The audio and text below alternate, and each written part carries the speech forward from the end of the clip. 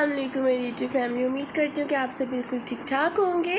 मैं भी अल्हम्दुलिल्लाह बिल्कुल ठीक ठाक हूँ, लेकिन थोड़ा सा मेरा गला ख़राब हो गया है और मौसम की चेंजिंग की वजह से ना तबीयत थोड़ी सी ना मेरी ना डाउन चली गई और इस वजह से ना मैं जो ना ब्लॉग भी नहीं बना सकी। लेकिन यहाँ पर ना जो है मेरे हस्बैंड जो है ना वो मेरे साथ थोड़ी हेल्प कर रहे थे, तो उन्होंने मुझे कहा कि तुम्हारी तबीयत ठीक नहीं है तो लाओ आज खाना ना मैं बना देता हूँ। तो मैंने फिर उनको कहा कि सिंपल से आप जो है ना दम आलू बना लें, क्योंकि वो बहुत अच्छे बनाते हैं ये रेसिपी जो है।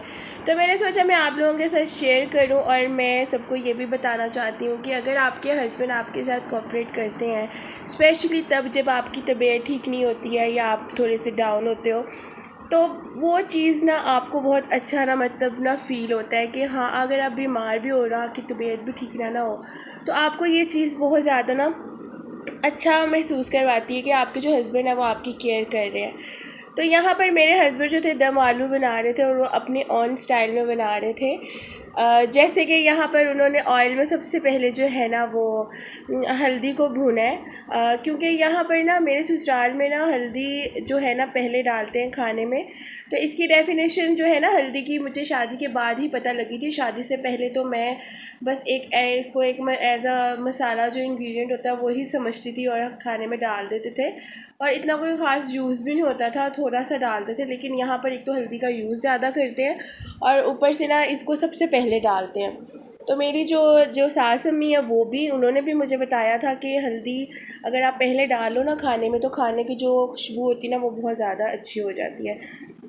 तो मेरे ना बहुत ज़्यादा दिनों से दिल कर रहा था कि मैं हस्बैंड के साथ ना मतलब रोटी चैलेंज या कुछ इस तरह करूं, लेकिन मेरी तबीयत ख़राब होने की वजह से ये खुद ही आ गया व्लॉग खुद ही बन गया और खुद ही उन्होंने मेरे साथ जो है वो हेल्प करवा दी कि उन्होंने कहा तुम्हारी तबीयत सच में ठीक नहीं है। और आपको भी मेरी आवाज़ से लग रहा होगा कि मेरी तबीयत सच में ठीक नहीं है, मतलब मुझे खांसी और ना जैसे ज़ुकाम वगैरह ना ऐसा मौसम चेंजिंग की वजह से जो इन्फेक्शंस हो रहे हैं आजकल सबको, बहरों को बच्चों को, तो वही मुझे भी हो गया। पहले मेरे हस्बैंड की तबीयत ख़राब हुई, फिर मेरे बेटे की तबीयत ख़राब हुई, फिर मैं अकेली रह गई थी तो मेरी भी तबीयत ख़राब होगी। लेकिन ये शुक्र है मेरी एंड में हुई है, क्योंकि मुझे उनको संभालना था, अपने हस्बैंड को भी अपने बेटे को भी। तो इसमें भी अल्लाह की कोई बेहतरी थी कि जो मैं लास्ट में जाके बीमार हुई हूँ। तो खैर कोई बात नहीं, मौसम की चेंजिंग है, जैसे ही मौसम एक जैसा हो जाएगा तो सब इंशाल्लाह ताला ठीक हो जाएंगे। अल्लाह पाक सबको सेहत और तंदुरुस्ती वाली ज़िंदगी दे, सबको सेहत दे। तो यहाँ पर ना मेरे हस्बैंड जो है ना मसाला भून रहे थे अपने ही स्टाइल में। उनको मैंने पहले बोला, मैंने कहा पहले ना ज़ीरा डालते हैं उसके बाद ऐसे ऐसे करते। तो फिर वो मुझे ना बोलने लगे कि मैं खाना बना रहा हूँ ना तो मैं अपने ही स्टाइल में बनाऊँगा, मतलब आप मत बोलो। तो खैर मेरा तो बहुत मन था कि मैं लाइव कन्वर्सेशन आप लोगों को सुनाऊं जो इस टाइम हमारी हो रही थी। लेकिन मेरे हस्बैंड को जब मैंने बताया ना कि मैं अपनी ऑडियंस को ना लाइव सुनाऊंगी जिस तरह हम बना रहे, तो उन्होंने बोलना ही बंद कर दिया। वो बोल ही नहीं रहे थे, उन्होंने ना जैसे खामोशी कर ली कि नहीं ऐसे नहीं, तुम ही बोलना बाद में। तो फिर मैंने कहा कि अगर इधर भी मुझे ही बोलना है तो मैं आराम से बाद में बैठ के बोल लूँगी। तो यहाँ पर मेरे हस्बैंड जो है ना वो दम आलू बना रहे हैं और ये ना जो है संडे का दिन था, ज़ाहिर सी बात है वो भी घर में थे। तो फिर मैंने कहा कि आप ना ये खाना जो है कुछ कर लो, बना लो, क्योंकि मेरे में तो बिल्कुल हिम्मत नहीं है कुछ भी करने की।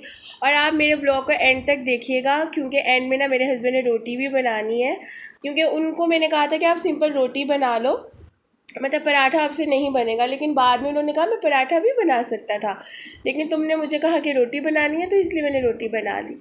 तो यहाँ पर मेरे हस्बैंड जो है वो ज़ीरा डाल रहे थे और कैसे वो मसल के ज़ीरा डाल रहे हैं, मतलब अच्छा है ऐसे ही डालना चाहिए, थोड़ी खुशबू जो होती है ना उसकी आ जाती है ज़ीरे की। यहाँ पर मेरे हस्बैंड ने जो आलू का ना दम लगा दिया था, सारा मसाला वगैरह भून भुना के ना सब कुछ, तो अब रोटी की तरफ आ गए थे हाथ वाथ धो के कि अब मैं रोटी बनाने लगा हूँ। तो यहाँ पर मेरे हस्बैंड जो है ना वो पेड़ा बना रहे थे और मुझे ना साथ साथ बता रहे थे कि जब तुम्हारी मेरे से शादी नहीं हुई थी ना, जब अम्मी के साथ में होता था तो मेरी रोटी ना गोल घूमती थी, मैं इतनी अच्छी गोल रोटी बना लेता था।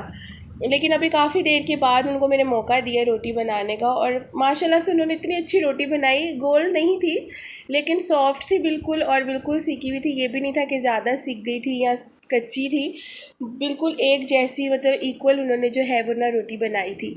तो यहाँ पर वो पेड़ा करने के बाद जो रोटी को सेट करते हैं वो कर रहे थे और मुझे ना इतना मतलब हो रहा था, मैंने कहा चलो शुक्र है इनको आता तो है ना काम करना, कि कभी होता ही है, बंदा बीमार हो जाता है। वैसे ज़्यादा तो मैं इनको कभी काम नहीं करवाती हूँ, ऐसी बात नहीं है कि मैं इनको कहूँ कि ये करो वो करो, ये खुद ही कर लेते हैं। खुद ही इनको पता लग जाता है कि मेरी तबीयत ठीक नहीं है या मैं थोड़ी सी आवाज़ार हो रही हूँ, तो ये खुद ही कर लेते हैं। यहाँ तक कि अपने कपड़े भी प्रेस कर लेते हैं, कपड़े धो भी लेते हैं। मतलब माशाल्लाह माशाल्लाह सब काम आते हैं। और ऐसी बात नहीं है कि मेरे हस्बैंड को सिर्फ घर का ही, जो ये घर का काम होता है, ये बाहर के भी सारे काम आते हैं, जैसे इलेक्ट्रिसिटी का, मैकेनिकल काम, ये सब काम कर लेते हैं माशाल्लाह। ये सब भाई माशाल्लाह बहुत ट्रेंड है, इनकी अम्मी ने इनको ना बहुत ट्रेन किया हुआ है।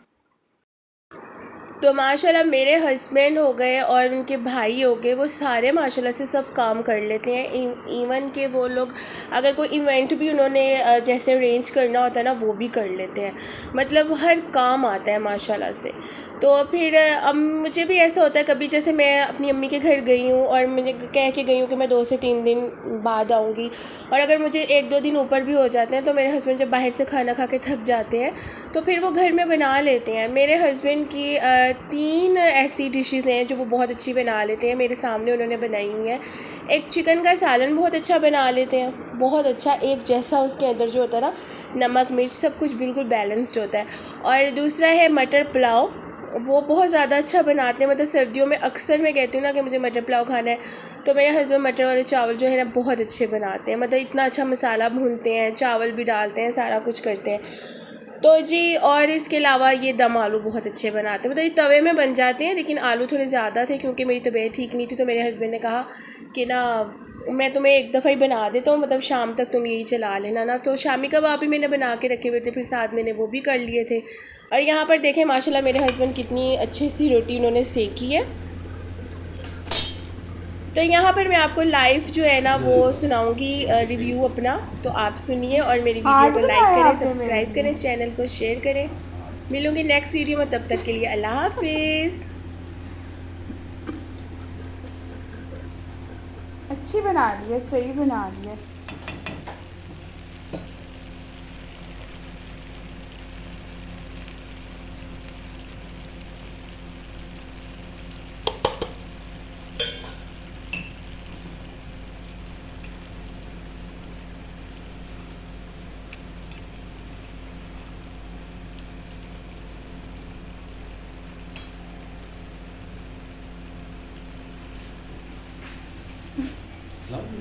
हाँ,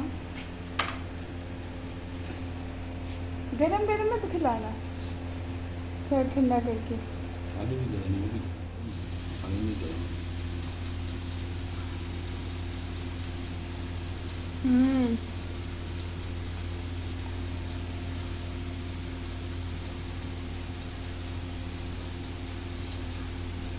बहुत मज़े के बने हैं, गरम है ना? आलू भी बहुत मज़े के बने हैं और ये रोटी भी अच्छी बनी है। Very good. ठीक है।